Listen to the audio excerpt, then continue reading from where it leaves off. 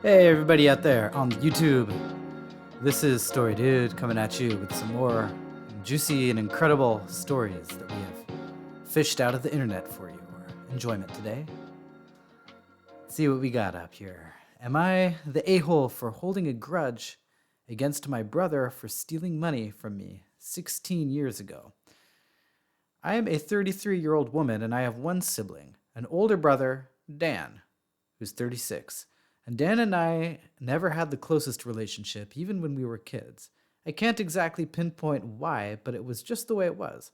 Our mom was a single mother, and our dad was in prison serving a long sentence, and only got out when I was 17 and Dan was 20. When we were kids, our mom was working two jobs as a housekeeper and as a school lunch lady to make ends meet. We were really broke. As soon as I turned 16, I got a job working in retail to contribute to the household and hopefully save up for university. I was starting to save up quite a sizable amount of money after a year, and that same year, Dan got one of his coworkers pregnant. Shortly after she gave birth, she was hospitalized multiple times with postpartum psychosis and eventually lost all custody of the baby. Dan took custody, and so it was me, our mom, Dan, and the baby in a two-bedroom flat. It was feeling a bit crowded and cluttered, and Dan vented to me many times about how he needs to get his own place. Dan was really struggling for money. He was working a minimum wage job and had all the baby expenses to worry about. When I was 17, Dan stole my debit card and bank details and withdrew all of my savings, which is about £2,000. He put my debit card back in my wallet and then left the house with the baby and moved in with his new girlfriend. I felt so betrayed that he would just take something that I worked so hard for. My mom told me I was forbidden from going to the police about it and told me to just let it go, as Dan is struggling and needed it. When I was old enough to go to university, my dad gave me money to go towards my expenses. I hadn't spoken to Dan since that day, and Dan never attempted to speak to me either. Last week, my mom tried to sneakily get me and Dan to meet up under the guise that we were just getting a normal dinner at a restaurant and he was in on it. I told them that I don't want to see Dan. Dan told me I need to grow up and I can't hold a grudge over this forever. It was a long time ago and he was young and desperate and he's still my brother. I'm trying to quickly reread and see. He didn't apologize, right? That's not what I read. He said it's only money and I shouldn't be so materialistic. I told him it's the principle of it that I'm his little sister and he stole something significant from me. He said I'm dramatizing the situation and that he was in a rough patch and surely I could understand why he did it.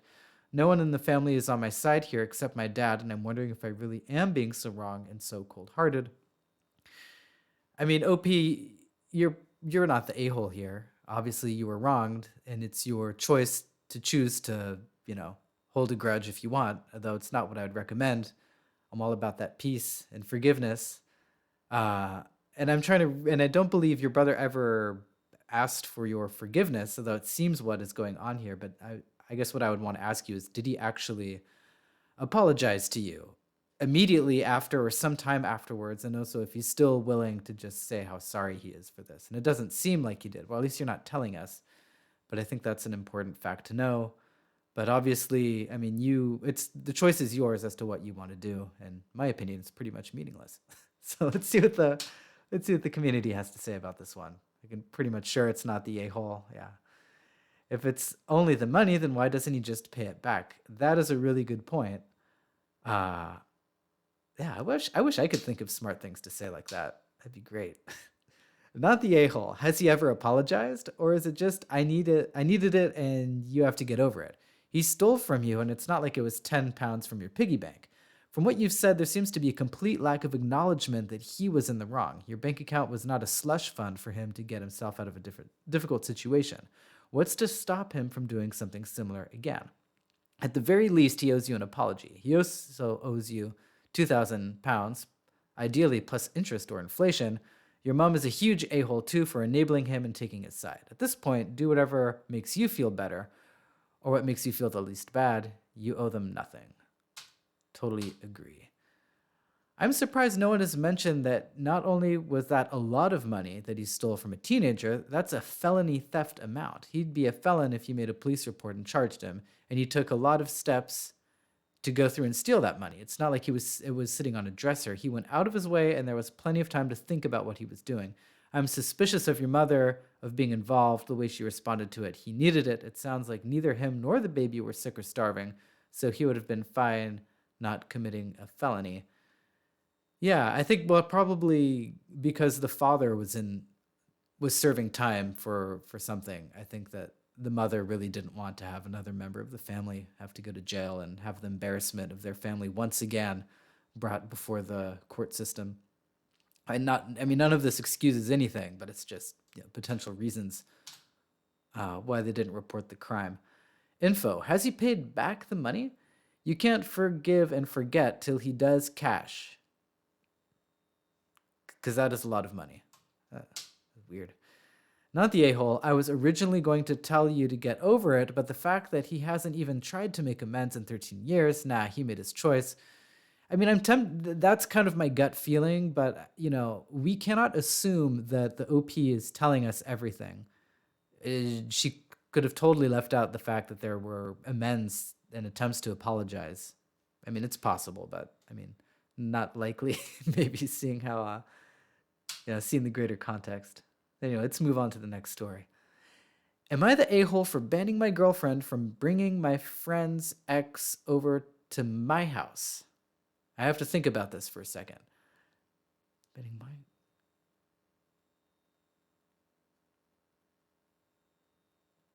All right, I'm super confused. I don't understand why the girlfriend would be bringing the OP's friends over to his house. Anyway, I'm just gonna read the story. Maybe it makes sense to you, but I'm super confused right now. Recently, a friend of mine, Anthony, edit 31, and his wife, Carly, edit 29, went through a pretty nasty divorce. They had a child together about 1.5 years ago, and things just weren't working out between them. There were some issues with attraction. He felt it was getting monotonous. He was interested in pursuing other relationships and ended up finding a spark with a then coworker who's now his girlfriend. I didn't even know people were allowed to have such thoughts. when you have a baby with someone, I just thought that's it. Yeah, that's what you do. You just try to raise a kid. But I guess people have the luxury of thinking about their love life. It's interesting. So the whole thing was just a mess. The spark is gone. He's looking elsewhere. She did end up getting child support and alimony, but there were issues with how his family structures their trust, which meant she left a lot on the table. Still, even now, it's not like she's actually below the poverty line or anything, so it's whatever. I didn't think we would be seeing much more of her since she's my wife's friend, who we weren't particularly close with, and there's no real reason why we would need to have any more contact than him, given that she was his wife.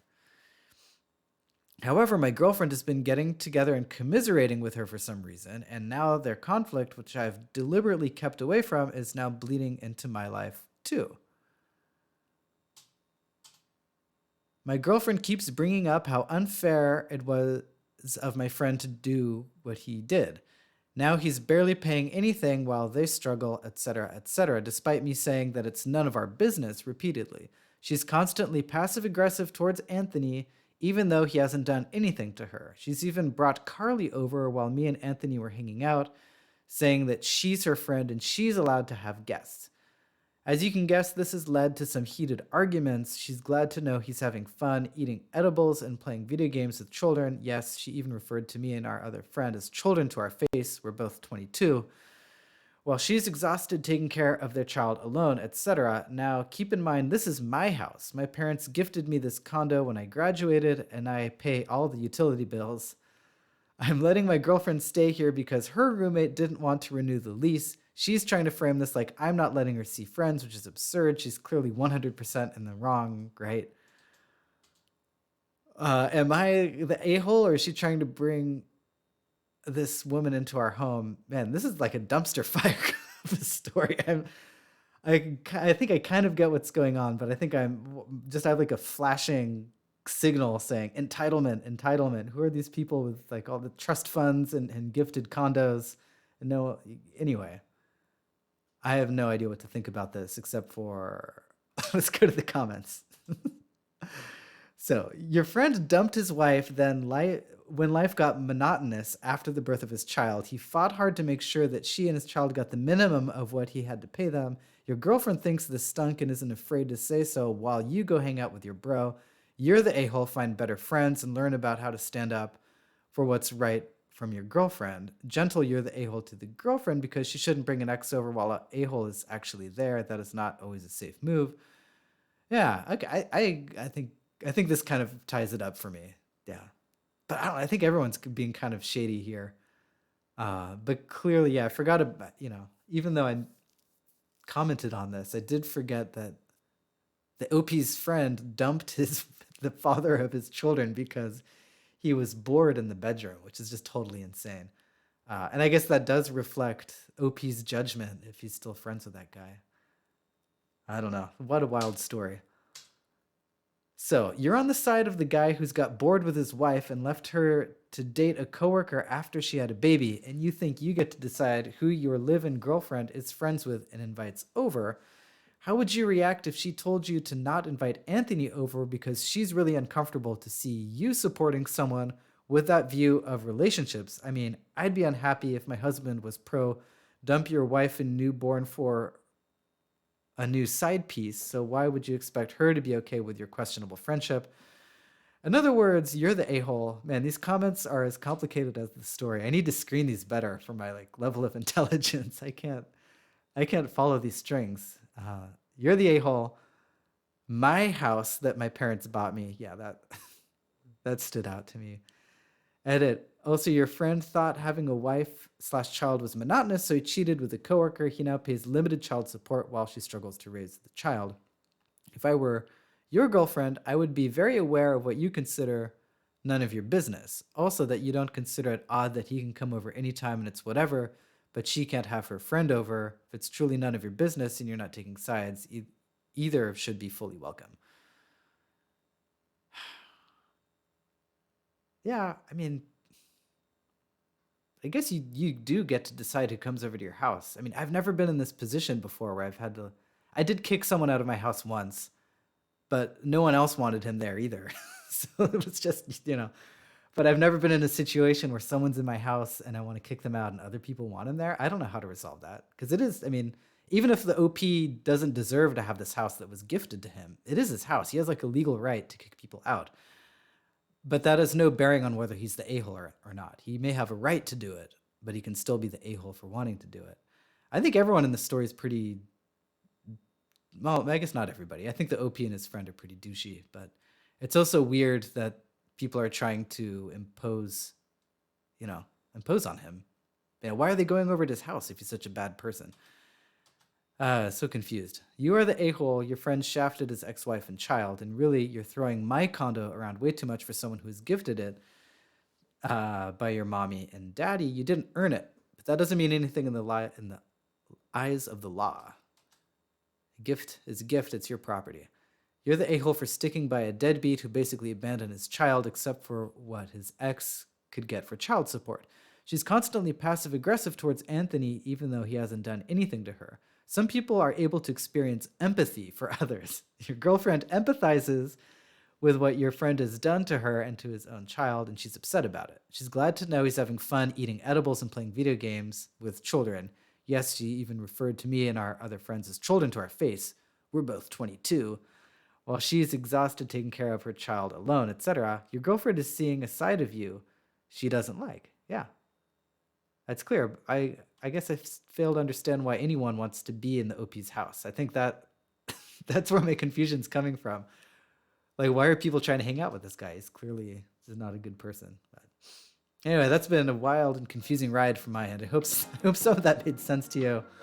And I hope, all of you guys are being cool and respect your partners and, if your parents, try to be good parents and stuff because life is weird and it's short, so try to be good. That's been Story Dude for you, and we'll catch you on the next episode. Thanks for sticking with us, and see you next time.